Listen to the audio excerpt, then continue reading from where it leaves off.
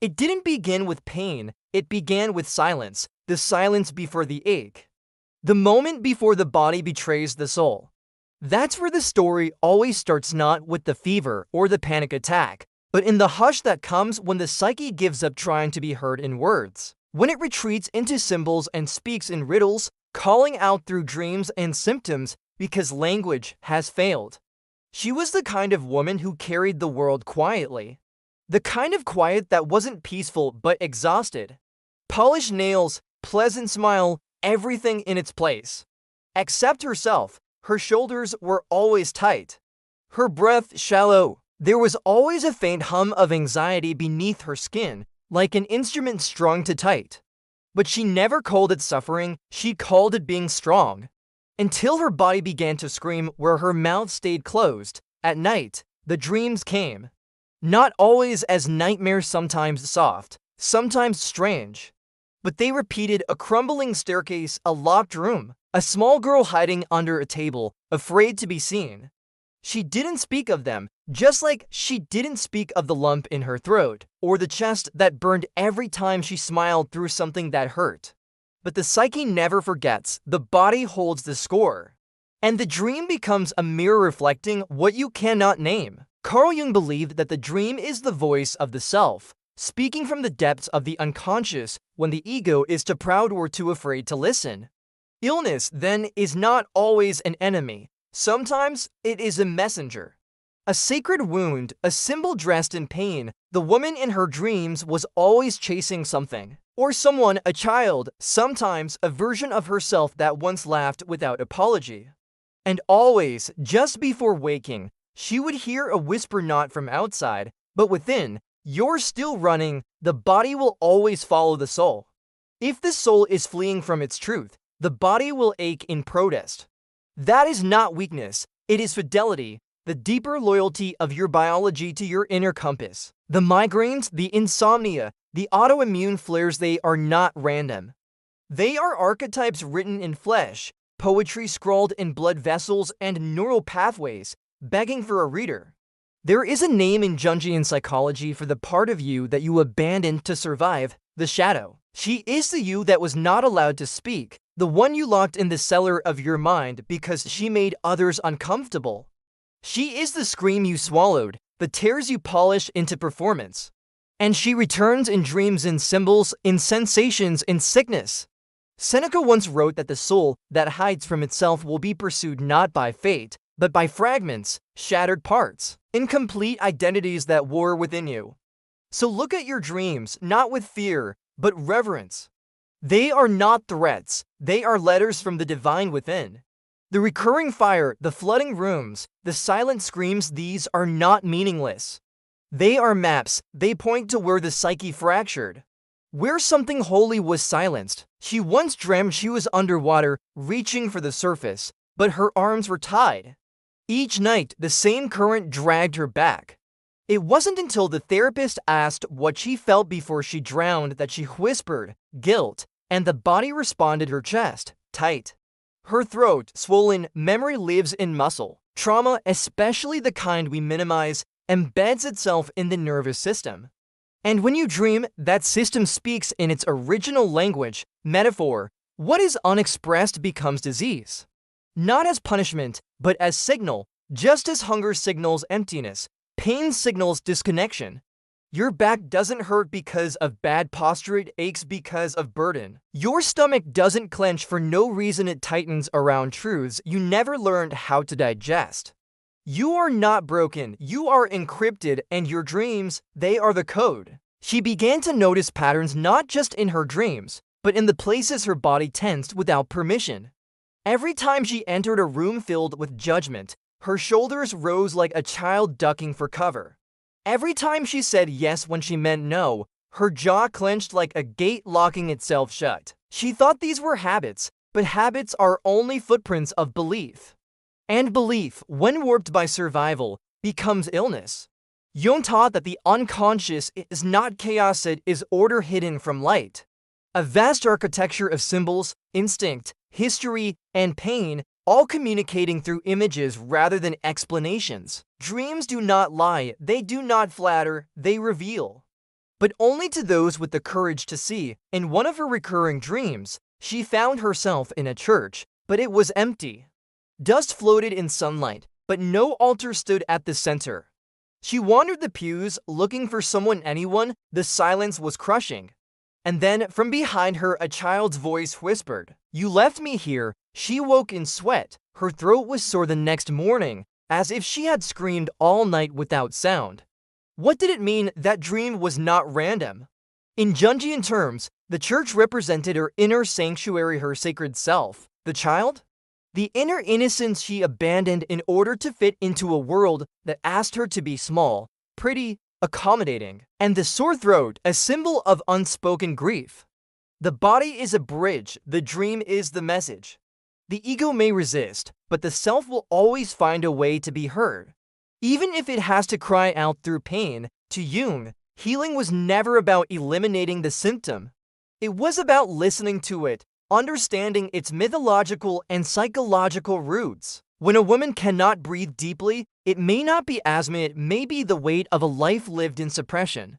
When she cannot rest, it may not be insomnia, it may be vigilance learned in a childhood where rest was unsafe.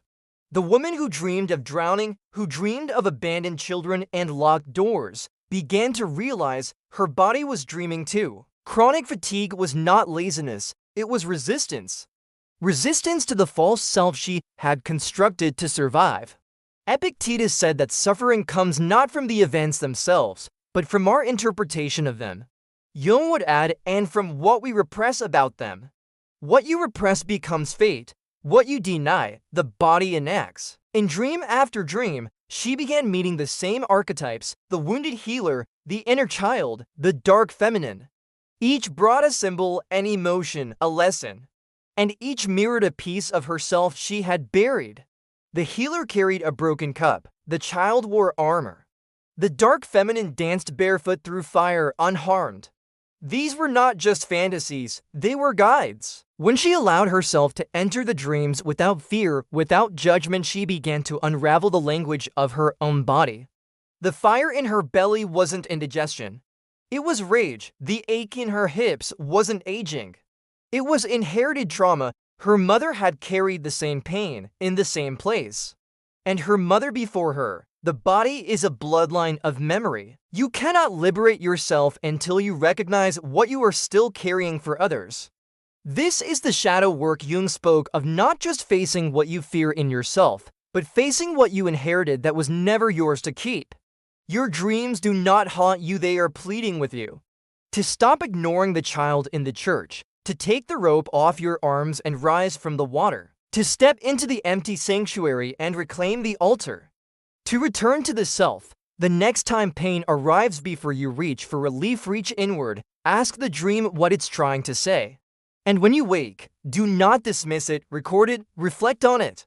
Trace the symbol back to the wound, and the wound back to the silence that birthed it. Because beneath every symptom is a story.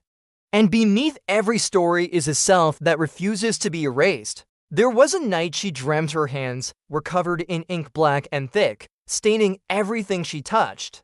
No matter how she scrubbed, it wouldn't wash away. In the dream, she tried to hide her hands from those around her, ashamed, and yet no one noticed. They smiled, they talked, as if she were invisible. When she awoke, her wrists ached as though she'd been grasping something too tightly. Her first instinct was guilt, but something deeper whispered, truth is messy, and healing even messier. Ink in Jungian symbolism is the unconscious trying to be written, trying to be seen. The hands are tools of creation and contact, covered in darkness, were not symbols of sin, but of transformation. The alchemy had begun, and the pain in her wrists? Not just physical, but the residue of restraint, of control, of perfectionism once mistaken for virtue. Jung wrote often about the shadow as the seat of creativity, not just destruction. That the parts of ourselves we fear the most, anger, desire, grief, are also the roots of our power, but only when we bring them into consciousness. Until then, they fester, not in the mind but in the body. As illness, as exhaustion, as unexplained symptoms no test can diagnose. She began to ask different questions, not how do I fix this, But what part of me have I silenced? Not why am I always tired, but what am I no longer willing to carry? These questions didn't offer quick answers, but they unlocked something far more valuable than relief, meaning. A dream came, almost quiet this time. She stood in front of a mirror, but there was no reflection. She reached out to touch the glass, and the surface rippled like water. From the other side, her own eyes stared back, older, softer, wiser, not judging, just waiting, the self, the original wholeness. The version of her that had never been afraid to be fully seen. To Jung, the journey toward that reflection is individuation, the sacred process of becoming whole. Not perfect, not palatable, but real. He taught that wholeness includes both light and shadow, both wound and wisdom. To integrate is not to eliminate, but to embrace. To hold all parts of yourself with dignity, and dreams, they are invitations. Every night, the self speaks through metaphor, image, memory. Not to confuse, but to awaken, to shake you free from the sleepwalking of conformity. To remind you that illness, too, is a threshold. You do not suffer without meaning. Your insomnia may be the soul refusing to sleep through another day of self-abandonment. Your racing heart may be the inner child screaming that danger is still present, even if only in the echo of your mind. The numbness in your limbs, the tightness in your chest, the fatigue that clings to your bones, these are not malfunctions. They are signals, symbols. They are truths too sacred to be spoken plainly. Modern psychology may try to pathologize these signs, to name and neutralize them, but the Jungian path is different. It asks, what myth are you living? What archetype has possessed your body? Are you the martyr, the orphan, the exile? What story loops in your dreams that you still believe is your fate? Until you face it, until you rewrite it, it will manifest. In symptoms and patterns, in physical pain that no doctor can heal. The woman began to write her dreams down. Each morning, she opened the notebook and recorded the images, no matter how strange. A lion licking her wounds, a staircase that never ended. A house with infinite locked doors. With each page, her body softened, not because it was cured, but because it was finally heard. One morning, she wrote, I dreamt of holding my own hand. And beneath that, in a smaller scrawl, it didn't tremble anymore. Healing does not always look like freedom from pain. Sometimes it looks like understanding the purpose of it. Not as punishment, but as a rite of passage. A return to the sacred intelligence of the body, the symbolic language of dreams, the poetry of the soul, written in tension and release. You too have dreams that explain your illness. You too have a body begging to be read like scripture. If you dare to listen not with the mind, but with the mythic part of you, you will begin to remember who you were before the world taught you to forget. She once dreamed of walking through a forest thick with fog, where the trees whispered in a language she didn't understand. With every step, the ground pulsed beneath her feet, not solid, but breathing. And in the distance, a heartbeat not hers, but ancient. At the center of the forest stood a figure draped in black, faceless, holding out a mirror. But when she looked into it, she saw not her reflection, she saw her pain, personified. A girl curled up in the roots of a dying tree, clutching her stomach, crying soundlessly. She awoke with nausea, a familiar tightening in her abdomen that had haunted her for years. Doctors had called it stress, some had called it sensitivity.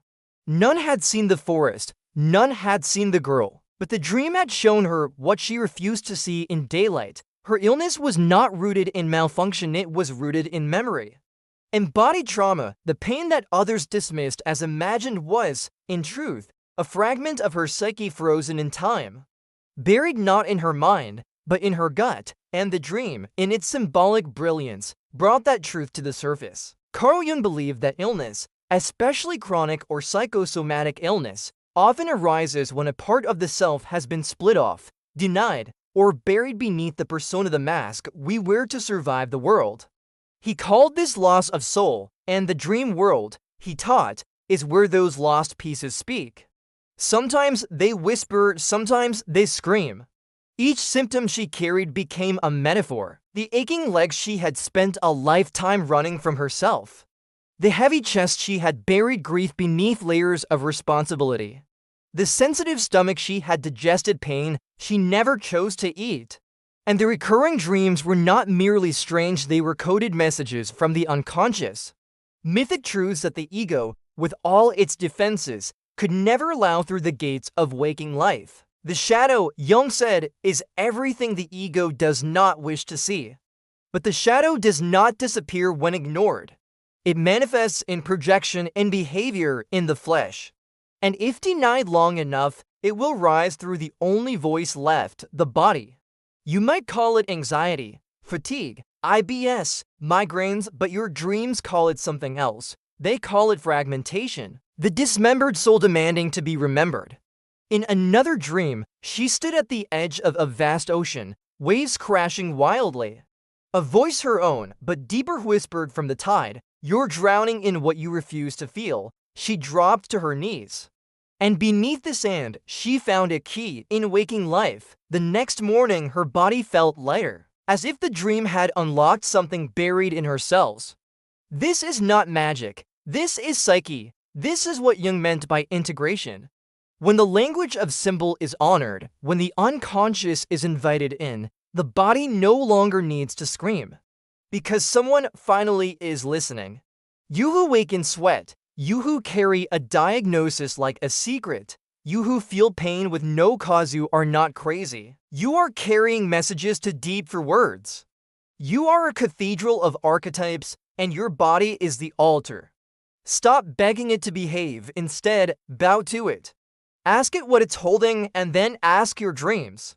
Because the wound is not your enemy. The wound is the place where the soul speaks loudest. And often, it speaks in metaphor. She learned to walk through her dreams like sacred scripture. Each image, each sensation, each surreal moment was a thread. And when she traced those threads through memory, through emotion, through symbol, she began to weave herself back together.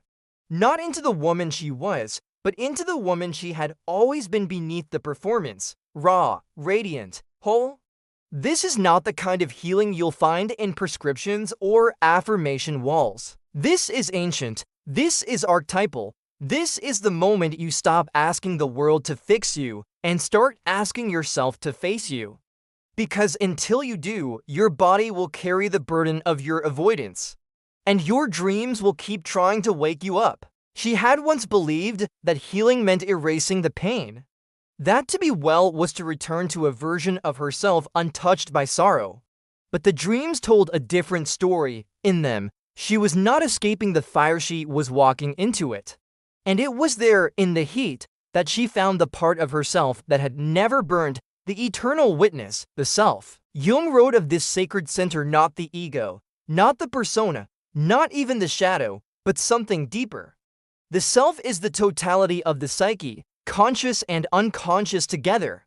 It is the blueprint of wholeness, buried beneath the rubble of childhood wounds and social expectations.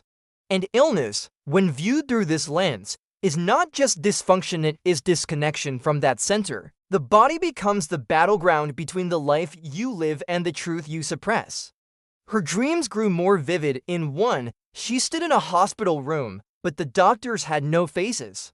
They circled her, prescribing pills with blank stares, while behind them stood a little girl with bandaged wrists and wild eyes. No one saw her except the dreamer, and in that moment, she realized the child was the patient. The illness belonged not to her adult body, but to the soul fragment she had abandoned long ago, when being strong became more acceptable than being honest. The dream was not a lie, it was the psyche's last resort. Jung warned that when modern man loses contact with the unconscious, he becomes possessed by it. Not haunted by demons, but by neurosis, compulsion, illness, and despair. What we repress returns, not always as memory but as metaphor. You may not remember the betrayal, but your back does. You may not recall the abandonment, but your immune system does. You may not speak of the shame, but your skin erupts in rebellion. The dream, however, remembers everything, and in dreams, time does not exist. You can meet your childhood self, rescue her, hold her hand, and watch her wounds turn into wings. You can face the monster at the foot of your bed and realize it wears your father's voice. You can drown again and again until you finally learn how to breathe underwater. She began writing them down, every dream, no matter how strange or trivial. The snakes in the closet, the bleeding statues, the wolf with her brother's eyes. She did not interpret them with logic. She felt them, sat with them, allowed them to disturb her, to shake loose what the waking mind kept under lock and key. And as she did, her illness began to shift. Not disappear, not dissolve, but transform. The chest pain became an invitation to rest. The insomnia became a portal to visions. The anxiety became a compass, pointing to where she had said yes when she meant no. The symptoms were no longer enemies, they were oracles. And she, the woman who had once been at war with her own body, became its priestess. There is a difference between curing and healing. Curing is what we do to silence a symptom. Healing is what we do to listen to it. You who suffer, you who carry aches that have no name, ask yourself, what is my body trying to say that I refuse to hear? Because your pain is not just biological, it is biographical. It contains the chapters of your life that never got spoken aloud. And your dreams are the pages rewritten in archetype. Your soul's attempt to make art out of agony. You do not need to be fixed, you need to be felt. You do not need more control, you need more truth. And that truth will not arrive wrapped in reason, it will arrive cloaked in symbol. It will knock on the walls of your stomach, pulse in your temples, and whisper in your sleep. The woman in the dream is not a stranger. She is you, before the world told you who to be. The illness is not your punishment. It is your mythology, waiting to be read. And the dream? The dream is your liberation if you are brave enough to listen. She began waking with a different feeling, no longer the weight of dread, but the echo of a message barely remembered, like a bell heard through thick fog. The dreams had not stopped, but they no longer screamed. They spoke, sometimes in riddles, sometimes in tears, but always with truth. In one dream, she stood in a desert under a black sky, holding a mirror. But when she looked into it, there was no reflection, only a gaping void. She wanted to drop the mirror, to run, but her feet were buried in the sand. And then a voice, distant and deep, said, "You must step into it." She woke trembling, but this time, not in fear, in knowing. Jung would call this the confrontation with the shadow, the terrifying, sacred moment when a person is asked to face the part of themselves they were never allowed to become. The rage they swallowed, the sexuality they silenced, the voice they buried so deep it became illness. Illness is not the shadow, it is the price of denying it. The body, long ignored, long dismissed, becomes the final frontier of truth, and the dream becomes its language.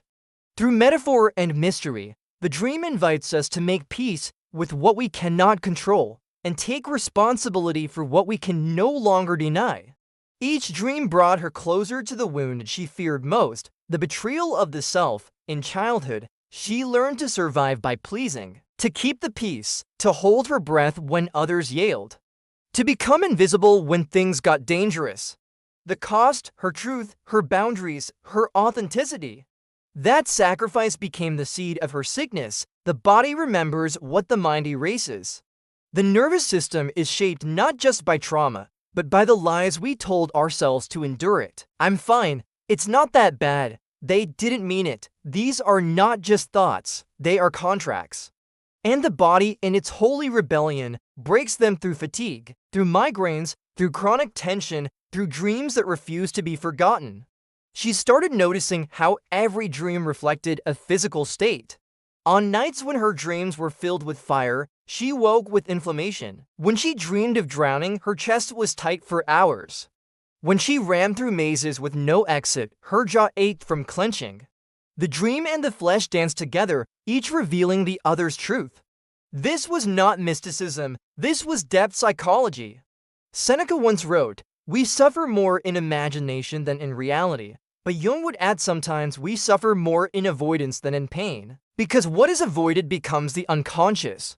And what is unconscious becomes destiny. To heal, she had to stop running. Not just from her pain, but from herself. And so she returned in meditation to the mirror in the desert. She stepped into the void.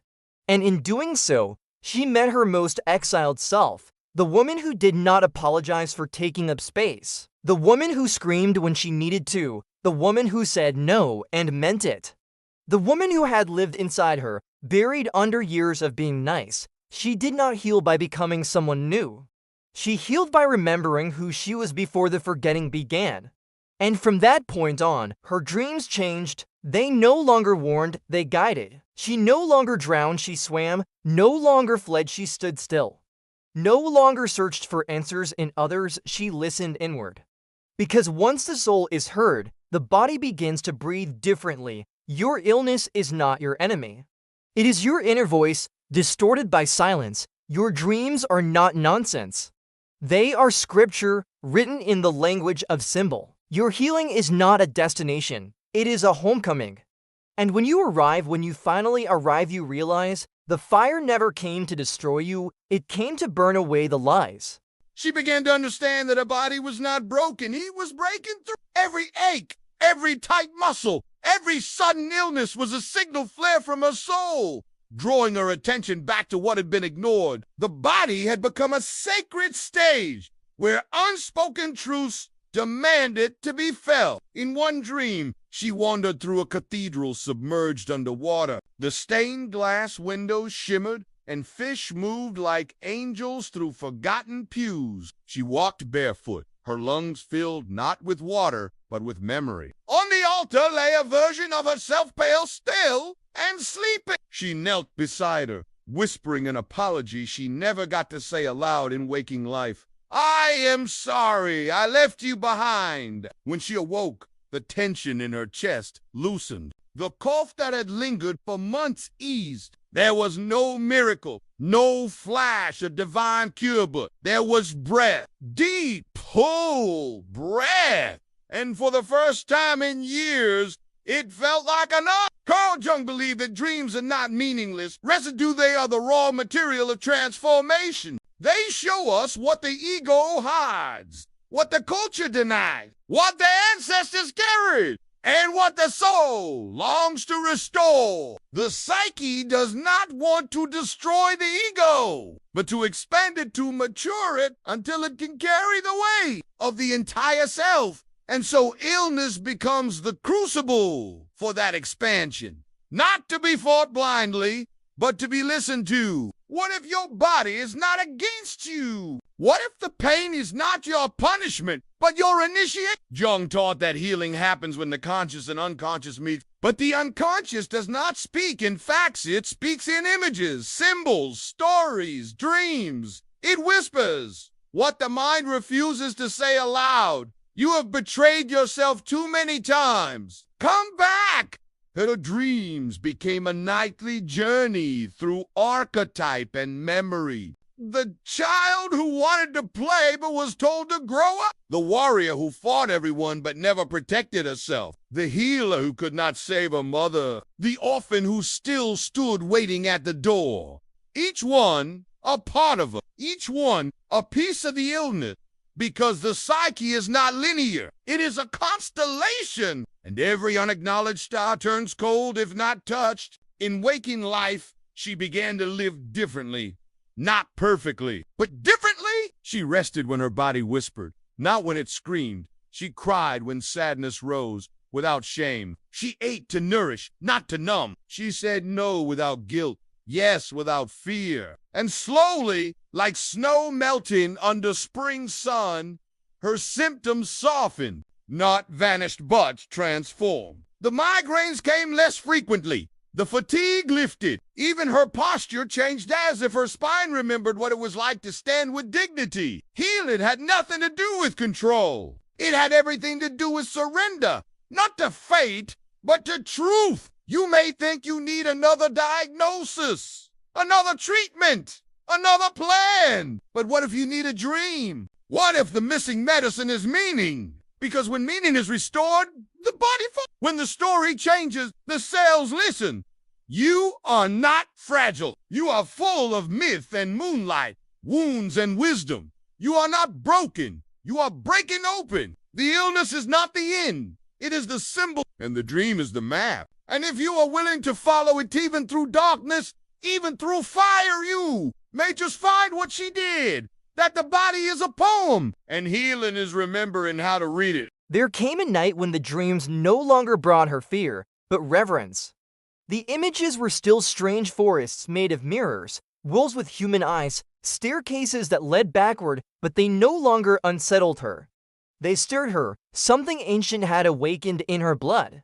The dreams were not hallucinations, they were homing beacons. Jung once said that the dream is the small hidden door in the deepest and most intimate sanctum of the soul. And she had walked through that door, over and over, barefoot and trembling, until her footsteps no longer echoed with dread but with belonging. In one dream, she stood on the edge of a cliff with a heavy suitcase chained to her wrist. Inside were the names and faces of everyone she had ever tried to make happy at her own expense. The chain cut into her skin, the wind called her forward. And with a deep breath, she turned to the suitcase not with anger, but with compassion and whispered, "I release you. I no longer need to earn love through self-abandonment." The chain fell, the suitcase dissolved, and for the first time, she leapt not to escape, but to return. Return to her body, return to her truth, return to herself. Illness had once felt like exile, now it felt like initiation. Through pain, she had been summoned into a deeper, truer life. A life where numbness was no longer the goal. Where dissociation was no longer a survival strategy. Where the body was no longer the battlefield, but the sanctuary. Because the psyche never punishes, it reveals. It reveals where we are out of alignment, where we are silencing our inner voice, where the unlived life is rotting inside of us. That rot becomes anxiety, it becomes tension, it becomes disease. Not because the body hates you, but because it loves you enough to keep trying, to wake you, to break you open, to bring you home. She began practicing shadow work not as a ritual, but as a devotion. She sat with the parts of herself she had once shamed, the jealous woman, the lazy girl, the angry child. She gave them names, faces, voices, and when she listened, really listened, she found they weren't monsters. They were messengers. The jealous woman said, "I wanted to be seen." The lazy girl said, "I was tired of being used." The angry child said, "No one protected me." And through this sacred confrontation, she understood the illness was never just in her flesh, it lived in the way she judged herself, the way she fragmented her soul to survive. Healing wasn't found in pills or affirmations alone, it was found in permission. Permission to rest, to feel, to rage, to create. To say no without apology, to speak her truth even when her voice trembled. To live a life that didn't require her to betray herself every day just to belong. Because that betrayal, that is the disease, and truth is the cure. She wrote her dreams down each morning, not as curiosities, but as scriptures. She read them as one reads ancient texts, looking not for logic, but for symbolism. The snake wasn't a threat, it was transformation. The storm wasn't chaos, it was clearing. The dark figure wasn't evil, it was the part of her that held power. Dreams are not obstacles, they are oracles. She stopped seeing her symptoms as failures, they were feedback. Messages from a body that had loved her enough to speak up when her soul was starving. And slowly, with every dream honored, every truth spoken, every shadow held instead of exiled, her body began to sing again. Not loudly, not all at once, but like a memory returning, note by note. You may be on your own cliff, chained to what no longer serves you. You may be wandering your own underwater cathedral, gasping for meaning. You may be waking each day with pain that seems senseless, heavy, cruel. But what if your illness is not a punishment? What if it's a path, a dream not yet understood? A voice not yet heard, a self not yet loved? You are not lost, you are becoming. The day she stopped asking, "Why is this happening to me?" and started asking, "What is this asking me to see?" was the day her body began to loosen its grip on suffering. Because suffering, too, is a messenger, but it speaks in paradox. It shouts only when you've ignored the whisper. It binds only when you refuse to feel. It repeats itself until you answer with truth. She didn't heal all at once. She didn't wake up one morning with radiant clarity or perfect health. What happened was quieter, truer. Her relationship with her own suffering changed. And in that shift, everything else did too. Jung said that healing is not about becoming perfect, it is about becoming whole. And to become whole, you must be willing to look at every shattered piece not with judgment, but with reverence.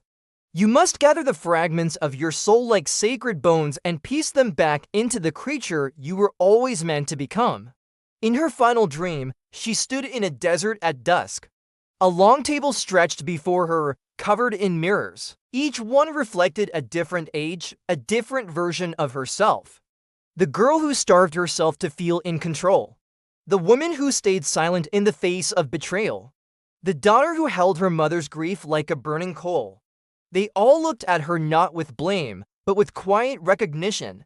And she, no longer afraid of her own reflection, touched each mirror gently and said, "Thank you. You protected me, you carried me, but I am ready now." The mirrors shimmered and melted into sand.